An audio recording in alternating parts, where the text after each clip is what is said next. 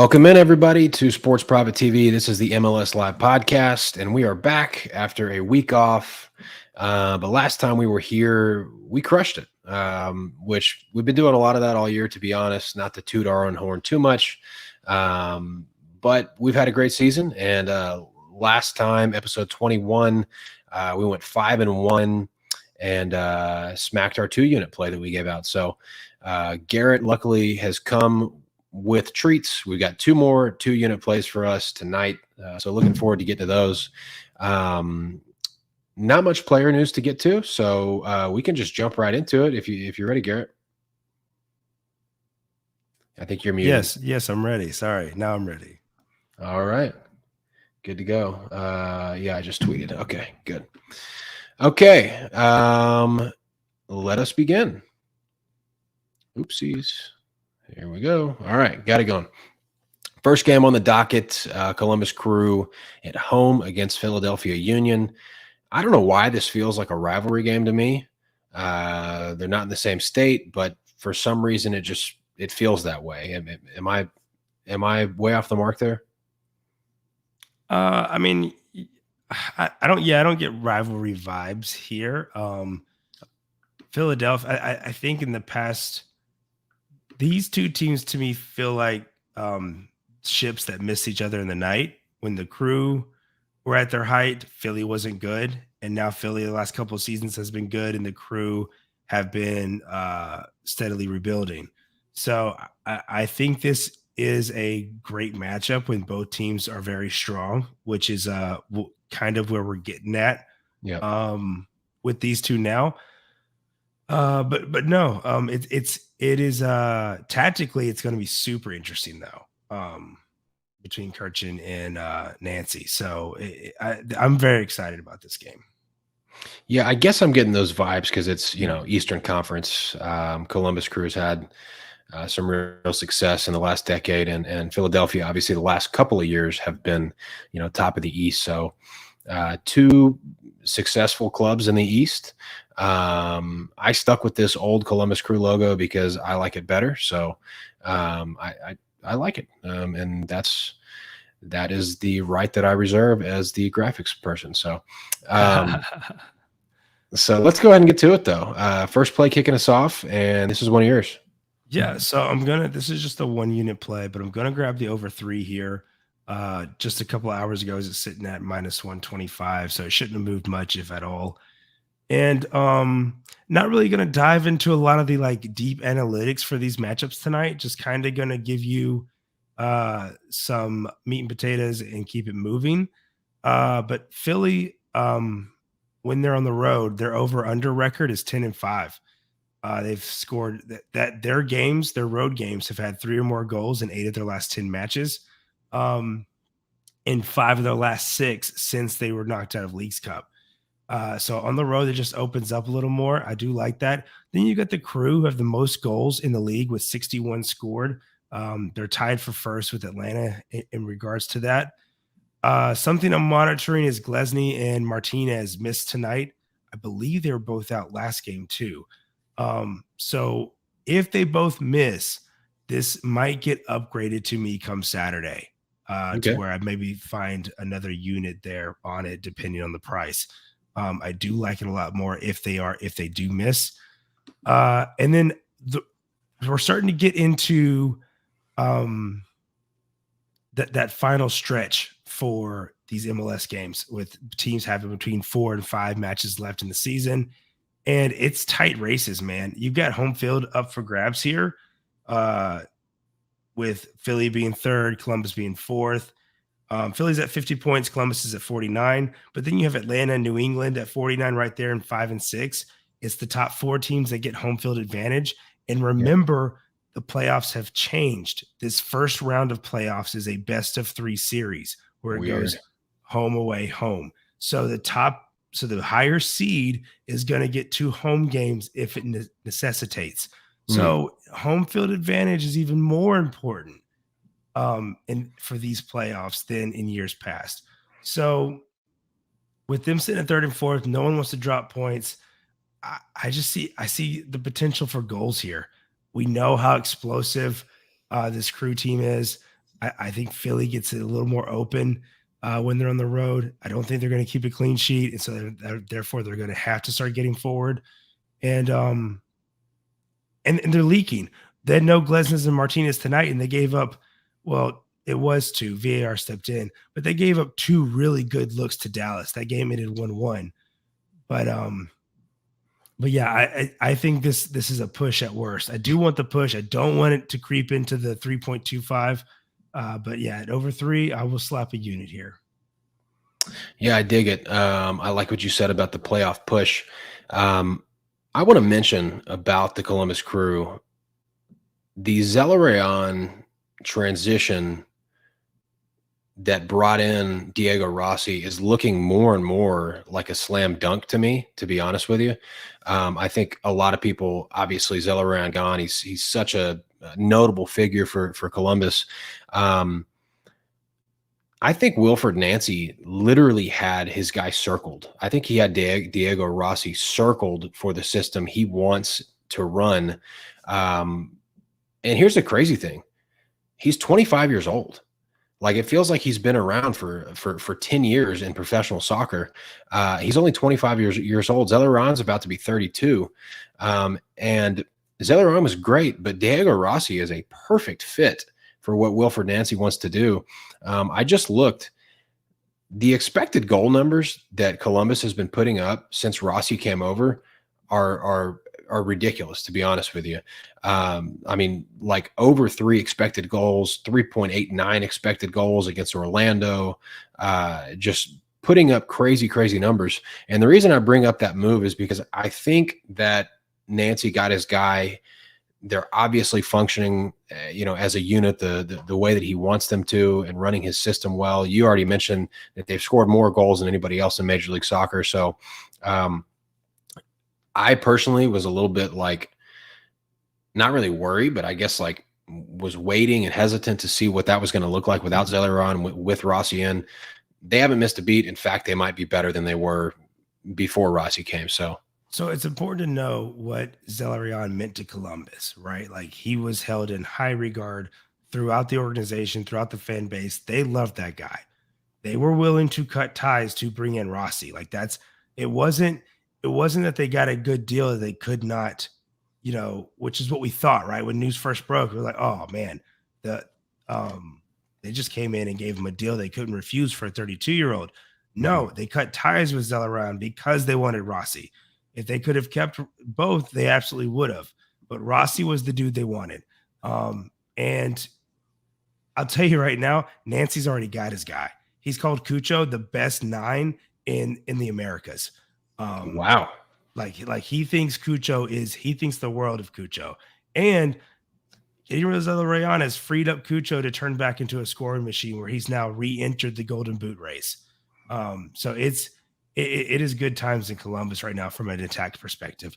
They are still going to struggle on defense, and that goaltender, I know he's young. I don't know if he's the answer. He just makes some boneheaded plays at just the worst times, it feels. But it is interesting to note that at home, the over-under record for the Crew is like basically break even. So I'm really leaning on Philly here to at least get one and kind of just let the Crew do their thing where they score a couple. So we'll see how it goes, but I do feel good about the over 3 at this price. And yeah, like you said, since Rossi's come in, the expected goals totals have been great. Yeah, they have. Columbus is always good to concede a goal too. So I personally, I like the over 3 here. I don't mind the old combo play. Both teams are scoring over 2.5. I think that probably comes home as well in this matchup. All right, moving right along. Next game, Orlando City at home against CF Montreal. This is one of my games, and this is one of my favorite plays in a while, to be honest with you. As far as MLS is concerned, I'm going Orlando City on the money line. Snagged it at -144.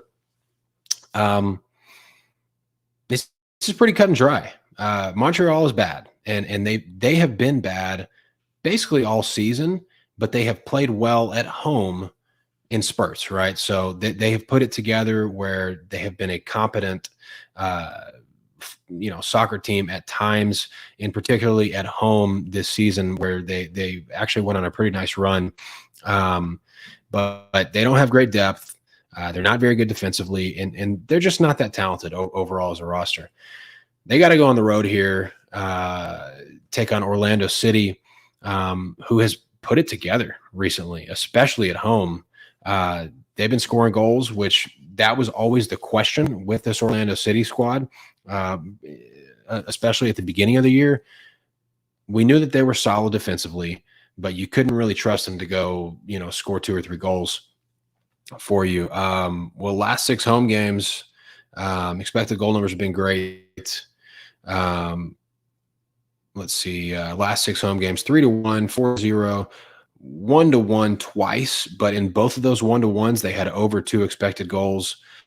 3-2, 2-1, 4-3, and that game was against Columbus. We just referenced that one a second ago. I just think you have a complete team here that's been playing great at home against a team that is going to be outmatched on most parts of the pitch. So I really like Orlando City here to get this done. If you want to get a little bit greedy and play the -1.5 or something like that, I think that there's a good chance that they cover that. But give me money line at -144 just to play it safe. Yeah, I dig it. So when we were talking plays before the show, if you don't want this juice, or if you can't find a price in your risk tolerance, I'm perfectly fine with Orlando plus over 1.5 with that attack right now. So if however you want to play this, Orlando straight up, Orlando plus over 1.5, we're both on Orlando here. Totally comfortable with fading Montreal, and that, like, I think I looked earlier, that Orlando plus over 1.5 is like -105 or something. Like, Yeah, so it's I don't that's pretty see nice. I don't see any reason why Orlando doesn't score 2 here.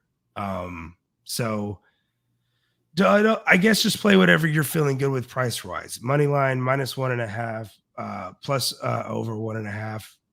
Whatever floats your boat. Anything Orlando, I think, is good. Right on. Okay, on to the next here. We've got Nashville SC, your hometown club, hosting the Seattle Sounders, who just came out with a rebrand. I couldn't even if I wanted to use that logo for the graphics, I couldn't find it available yet as far as like a PNG without a background. So we're sticking with the old logo here, but Garrett and I have slightly differing opinions on the rebrand crest. But what do you like in this one? So I'm going to hit up both teams to score here at -130. I don't bet Nashville unless I have a really good feeling about it, because I know I can get a little biased with this side. And Nashville's both teams to score percentage when they're at home isn't great as it has been in years past. It's only hitting at 46% right now. Seattle's hitting 60% both teams to score when they go on the road, though, and it's hitting 5 of all their last 5 matches. What's getting me here is I think Seattle's going to be forced to play Morris up top again. Rui Diaz is still dealing with a hamstring. He's listed as a game time decision. I don't think he starts, even if he can go. And it's just been shown too many times now. Seattle's offense is better when Morris is up top. It just flows better. They score more. The concern for me here is that Nashville is showing they are still uber dependent on Mukhtar to score or create. But Sounders defense has not been great in the last little bit. They are leaking a little bit, but they're scoring too. So at 130, with again, we talk about, just this playoff picture. I think you're going to see some more desperation kick in over the next few matches. I really like this look here based, like I said, a little bit more of a gut feel. Nashville's numbers aren't there for it. They've just been poor lately. But they did come alive in their last game. And so, yeah, I think they'll let one into the Sounders, and I think they'll answer back. It's hard to pick a winner here. Like, I can see a 1-1 draw, which I think either side would be super happy with, but you're not going to, necessarily throw away your season or your playoff positioning to go for a win if you're already getting a point here in this Right. particular scenario. So yeah, both teams to score minus 130. That's what I'm on for this one. Yeah, I like what you said about Seattle this year. I wouldn't be surprised if Rui Diaz landed somewhere else next season. It seems like, there's been good times, and the end of the road as far as his Seattle career might. This might be it, just because it's been a little funky this year. I know he's obviously been derailed with injuries, but you're right. The attack has just been exponentially better with Morris up top and letting Chug, get wide with the speed, and it's just been better like that all season. So, question for you for Nashville: did Nashville go get Sam Surridge to be a super sub in the second half every game, or is he going to be the bona fide 9 for No, Nashville? no, he'll be the bona fide 9. He's dealing with fitness, really, is what it boils down to. He's Mhm. just, I mean, you look at it where uh, he wasn't playing a lot like before he came over here, right? He wasn't breaking through to the Premier League side. He played a lot in the championship last season, but he had to build up some fitness, and which is why I think he's done so well when he's come on late in the second half. There's still gonna be chemistry issues there with Mukhtar. Like, he knows Mukhtar's the dude. That's who's running the offense. That's who he needs to be looking to. Um, he's better than Burnberry. But if you're Oh, yeah. starting Burnberry, like, it's because you're being forced to, not because Surge isn't the dude. I think Surge is fine. I don't think he's 100%. Okay, that's fair. I was wondering, but yeah, that makes sense. This is definitely a gut play, and I'm going to leave it at that, because I honestly I don't even have 2 cents for this one from a handicapping perspective. So I think this season overall, gut plays have been pretty good to us. So we'll just leave it at that. All right, on to the next one. Got a rivalry. I mean, this is a legit rivalry. I mean, I've been to 2 of these matchups, and the teams actually don't really like each other. And Texas is the size of, it's the size of like 5 small countries in Europe. So it's a huge state. Dallas and Houston are actually not very close, but there is a rivalry between these 2 clubs. It seems to be more prevalent when they're playing in Houston for some reason. It seems like the Houston fans don't like Dallas more than the Dallas fans don't like Houston. That's my experience anyway, going to these games. But look, you know how I feel about Dallas, and you know how I feel about their attack. You know how I feel about their coach. Um, I'm gonna be taking an under here. I'm taking the under 2.75. The game's in Houston. It is almost October, and it's still 100 degrees regularly here. So it's extremely hot. It's going to be mid 90s for this one at kickoff. It's in Houston, so it's going to be humid. And again, FC Dallas, Nico Estevez thinks he's Diego Simone. He thinks he's like this defensive mastermind that's going to win every game 1-0. And speaking of Estevez, I would say he's probably on the hot seat, and deservedly so. I'm not a huge fan of his. But as few goals as Dallas scores, they score even less on the road, and they're even more conservative on the road. Houston has actually shown some really good defensive chops at home of late. Once they kind of settled into all their roster acquisitions, they've improved defensively as well. Houston started the season like bottom 5, as in bottom 5th worst in expected goals allowed. They have climbed up to number 14th best in expected goals allowed. So that shows you how much better this Houston Dynamo team, has gotten defensively over the course of the season, and their improvement. FC Dallas is 3rd best defensively in expected goals allowed. So throw in the fact that this is a rivalry, this is a derby. It's going to be hot. Houston's obviously going to have some tired legs, so potentially some rotation that will affect their attack, since they just played in the U.S. Open Cup like 30 minutes ago. That game finished. I think this is an under. I think this is a recipe for an under. This game, I don't know what to make of it, man. I mean, you could have Houston drunk still from winning the cup this evening. First trophy since they won the cup back in 2018. So they're definitely going to celebrate. Dallas rotated guys tonight. Fiera and Areola Yeah. got started on the bench in preparation for this weekend's match. So I don't know what to make of it, man. Houston has the best home record in like the MLS. They've had 15 games. They've only allowed 10 goals. Their goal differential at home is plus 21. So like in a normal circumstance, I'd be like, give me Houston here. Like this is a Houston spot. But winning the cup and stuff like that changes it. I honestly have no clue what to do here. Fair enough. And those are all good points. Even if this is a little bit of a letdown spot for Houston, I guess, I don't really see them getting blown out by FC Dallas, because FC Dallas doesn't really blow many teams out. And if FC Dallas takes a lead, they usually just sit on it. And that's one of the things that's been so obnoxious about Estevez's management style. It drives me nuts. So I'm going with the under there. I don't know what's going to happen. We're typically good at providing closing line value on our plays, but because of the variables surrounding this one, Houston just won the U.S. Open Cup, the rotation, all that good stuff.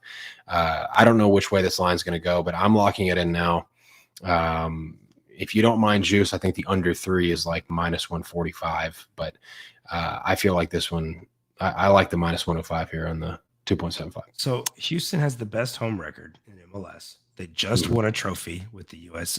Open Cup. Why do I think they're not good? I don't know, because, I know what you mean by that. I mean, you got a team starting like tonight for the Cup game. They started Corey Baird up top. That's why. Corey Baird isn't good. At wingback, they got the college winger turned fullback in Dorsey. I think Dorsey might be one of the worst players in the MLS.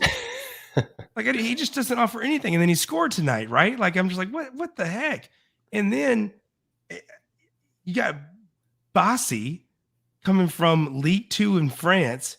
The only way this dude scores is on penalties. That's right. Yeah. And of course, they get a penalty tonight and he scores. Yeah. I just feel like I could poke holes in this team all day long, and all they do is win at home, which is the points you want to get, right? And then, granted, they're going to be a fade in the playoffs. The Miami team tonight wasn't the Miami team that like you would hope to see, right? Like Messi and Alba weren't playing. The legs are heavy for Miami. Like they've played so many games in the last 45, 50 days compared to literally everyone else. Dude, I'll tell you what Houston is. Houston is Austin 2022. They're gelling.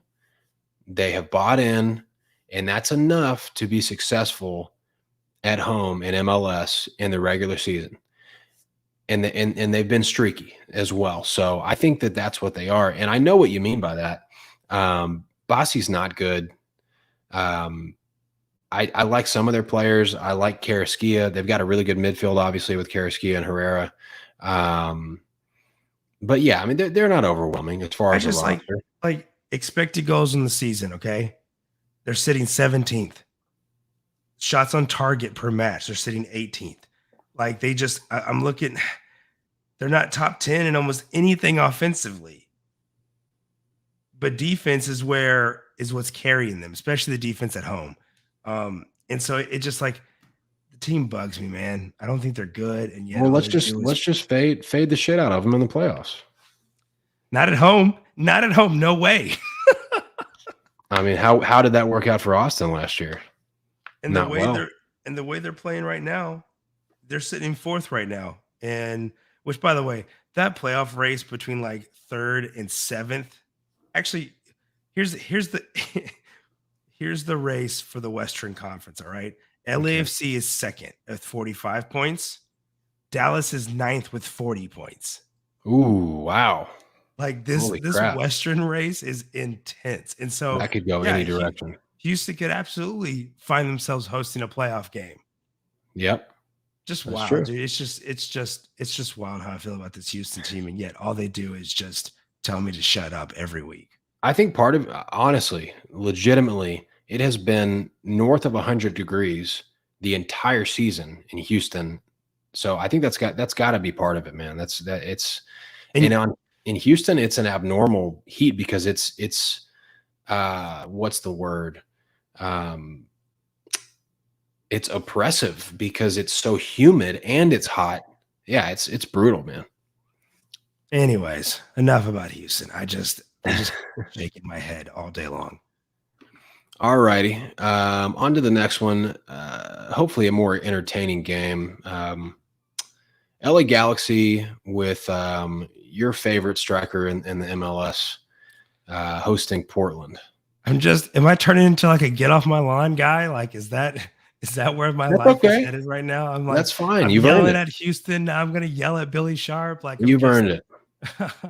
so yeah, for here, this is my first 2 unit play for this weekend slate that's going to be on the show. It's going to be Galaxy, both teams to score plus over 2.5. Get in a nice minus 120 here as they host Portland.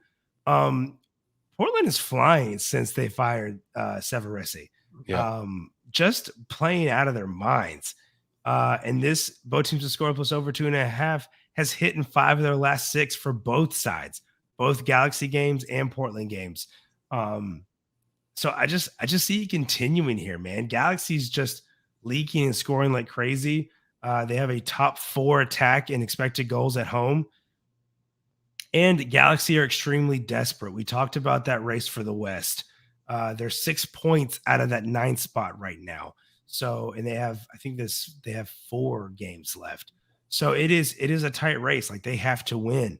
And then I'm super impressed with what this Galaxy team has done with the transfer ban. Like they could only bring in free agents or inter MLS players. So in August, they brought in Fagundes, Barrios from MLS teams, and then Billy Sharp was a free agent. So they picked him up, and all he did was score a hat trick the other day. Yep. It's just wild. He's 37 years old, and he's just stunting on the MLS. Like our guy HU Capper loves Billy Sharp for some reason. I think he just loves that the Galaxy have a 9. Like, yeah, it makes sense. Because Joveljic isn't the dude Vanny wants, and it's clear as day when you start a 37-year-old Billy Sharp over Joveljic. But yeah, anyways, I just see this keep going, right? So Portland's playing well. They're scoring. They are going to give up goals on the road. That is what they do. The Galaxy are going to give up goals everywhere. That is what they do. That defense just hasn't been good, but the attack has been there. Evander will be out for this one. So I do know that Evander's out, but it's fine. He was out last game and Portland had no problem creating chances. I don't see any issues here with them creating chances in the Galaxy. The Galaxy are absolutely, I think, going to go pedal to the metal pretty much from here to the end of the season. I think you're seeing that already in these last couple of games where they have 2-3 draws in their last 2 in the last 3 games. Just wild, man. So yeah, I think the goals keep flowing here. Based on the setups and how these teams run. And so getting minus 120, yeah, I'll play it for 2 units. Yeah, man. LA Galaxy is, like you said, pedal to the metal. They're going ham every second of every game that they're on the field right now. Crazy score lines. It looks like they're trying to win every game like 4-3 is the way that they're playing. Not a lot of emphasis on defense. They're just going, and I think that's the best version of Galaxy. I think when they just let it rip and go, they've been successful. So I like it. I like that. Like you said, both of these teams, Portland seems to have a little bit of a new manager boost as well. Like you said, they're just playing more free, man. Like it feels like the shackles have been taken off. Whatever. And this isn't Savarasi's best team he's ever had. Like there are limitations here. But yeah, they're just playing free. Like they don't there's some kind of stress no longer over them. Absolutely. All righty, let's get on to the next one. This is another 2-unit, and this is a rivalry for sure. This is a rivalry. I guess. I So wonder I'm if gonna these be two. I'm gonna be honest. This derby is quickly becoming my second favorite matchup in It's MLS. intense, man. Dude, they hate each other. Yeah, like Like you the think fan they've been bases playing hate for each other. 100 years. The fan bases hate each other. The teams hate each other. Like it is just pure hate. Yeah. And so you're getting the over 2.75. Some books might list it as 2.5 and 3. Um, Basically, it's just going to split your bet into. So if you put 1 unit on the 2.75, half of that goes on the over 2.5, half of that goes on the over 3. It does it automatically. Yeah, but like I said, they've only played twice, and I'm already getting some like heavy vibes from this matchup, man. Like El Trafico will always be number one to me, Yeah. but this Kansas City Derby, they're still trying to figure out a name for it too. This Kansas City Derby is growing on me very quickly. I see goals here. Let's name Um, it. Oh, I don't know, dude. They're like that. So these two teams fight over who's the capital of soccer, dude. Like I know. like that. So no, I'm not touching that. They will go up with a great name. It'll be awesome. But St. Louis has the highest goal total in the West, so we know they can score, especially at home. Both their expected goals and their expected goals against go up when they play at home. Sporting KC is very interesting to me. So we were fading them early in the season because they could Yeah. not score, right? And we're like, this team is awful. They had 3 goals in their first 10 matches. They've gone on and scored 31 goals in their last 21 matches. So just they have found a rhythm, they have found their scoring boots. St. Louis, I believe, they still need to lock up the number 1 seed in the West. They're almost absolutely not going to win Supporter Shield now. I think if Cincy wins this weekend, Cincy wins the Supporter Shield and they're done. But St. Louis doesn't want to cede ground to LAFC. They want to be the first expansion team to win the conference. So I expect them to be going. And then KC is still in the playoff hunt. They're 2 points out of that 9th spot. We talked about FC Dallas sitting at 40 points. KC is 38. Like this whole playoff race in the West is going to be wild right down to the finish. And I just see goals here, man. St. Louis is healthy, which is great when you've got Lowen, Klaus, and company running on full cylinders. Polito is on the injury report. I don't think he misses, though. I don't have any concerns there. So he's in. He just also signed an extension for Kansas, so he's going to be there the next couple of years.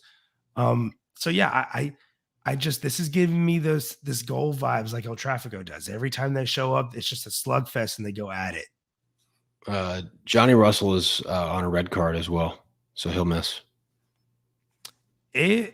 No, he got fined, but I don't think he was on a red for this one. Maybe my app is wrong. Didn't he miss last game? SofaScore says red. Russell is out. No, he's out on the red. Yep. Which is fine. That's part of, and it's in my notes somewhere because that's part of the reason why I'm doing this so fast. That I didn't take both teams to score in over 2.5. Yeah. Because I mean, St. Louis rolled them the last time they hosted them 4-0. Yep. KC got it back when it was in KC 2-1. I could see a similar 2-1 here type situation, but these teams don't like each other, man. And if they get the chance, they will embarrass you. So if we get a blowout here, then you're covered. So this is giving me goal vibes, man. This matchup where these two teams just go at it. I picked this back when KC hosted for the 2-1 win. We had to do a show, I think on Tuesday, and there was a midweek matchup for everyone. And so that weekend, you're trying to find plays that where you're like, without knowing how the midweek games go, how do you pick up what's going to happen here? And I chose this over because of the vibes, because you know these teams are going to get up for it regardless of what's going on. And so when you have that kind of energy, overs are always in play. So yeah, I'll throw another 2 units on this one as well. Yeah. I mean, honestly, we reference it all the time. For some reason, derbies or derbies and other countries seem to be cagey and low scoring. It's the complete opposite of Major League Soccer. Our rivalries go nuts, and it's part of what makes the league so fun. This is all vibes. I mean, that's really what this is. Klaus is back and healthy for St. Louis City, which is a nice boost to the attack. Hope I want to see Polito go, because I'm not so concerned about no Johnny Russell. If Polito goes and you got Kinda and let's see, It doesn't matter. They don't have anybody else up top. Well, Saloy would probably come in if Johnny Russell doesn't play. Well, he'd be on the wing. You'd have Kinda probably. I mean, he's rotated around, but you'd have Kinda or Tommy come up on the other wing, and then just it doesn't matter who's playing. Yeah, all those guys. They don't have another 9. Interchangeable. If Polito misses, I'm still okay with this, because Kansas City. I mean, because St. Louis could just beat the brakes off of them then. Yeah. But pivoting to, or if you wanted to pivoting to a St. Louis team total or something like that, I'm okay with as well. But no, with the information we have at hand right now, I see 2-1 or 3-0 or more. Sweet. All righty. Well, thanks for joining us tonight. It was a later show than usual, and that's just kind of how this time of the year is, because we've got a lot of stuff going on: college football, NFL, other shows that I do. So we just squeeze it in when we can. And let's see. Is there anything? College football's been nice for you. It's been a slower start than normal for me, to be honest with you. I'm more of a low volume guy, so if I'm getting bad beats, they affect you more than if you had 15 plays on your card, one bad beat's not a big deal. But if you've only got 5 or 6, especially a bad beat on a big play like last week, like 2 weeks ago, 4-0. Last week was 3-3, but we dropped our 3-unit max, and that was it was a pretty horrible beat, to be honest with you. It was over 43.5, and the both teams moved the ball well, and App State kicked 4 field goals inside the 10 instead of touchdowns, which that hurts you obviously. But to end the game, App State drives down the field. It was 22-19. They needed to kick a field goal to go to overtime. Right, there's about 16 seconds left. They're on about the 15. Their kicker's been great all day. All you do is you just roll out and you just spike the ball. You center the ball and you spike it. You kick your field goal, you go to overtime. Well, the quarterback thought he was Johnny Football. He takes the snap, he runs backwards like an idiot and throws the ball 50 yards up in the middle of the air to nobody except for the Wyoming safety. It was like standing on the 5. So he throws a pick, and it's over. But it happens, and we keep it moving. I'm feeling good about the card this weekend, and feeling great about MLS. I think hopefully going to be another great week for us. But show plays have been killing it. Yeah, show plays have been killing it basically the whole year. To be honest with you, we've had, this is episode 22. Like, honestly, I think there have been like 3 episodes that have been not so good out of 22. And like there's been some break-even episodes here and there, but with the season winding down, we'll have to do an end of season recap. Yeah, we'll do. Yeah, we will. I've got all the numbers, and obviously we'll continue to do the Major League Soccer shows, obviously to start the playoffs, and then it's harder to do shows when you have like a final or 2 semifinals. There's just not a ton to get to, but at the beginning of the playoffs, we'll definitely have some shows, and should be good. So we'll see you guys next week. Follow us on Twitter at MLS Live Podcast, and these are that's Garrett's Twitter. This is my website, and we'll let y'all know if it's going to be Tuesday or Wednesday. It just kind of depends on how the week goes, but thanks for tuning in, everybody, and we'll see you next week. Best of luck, guys.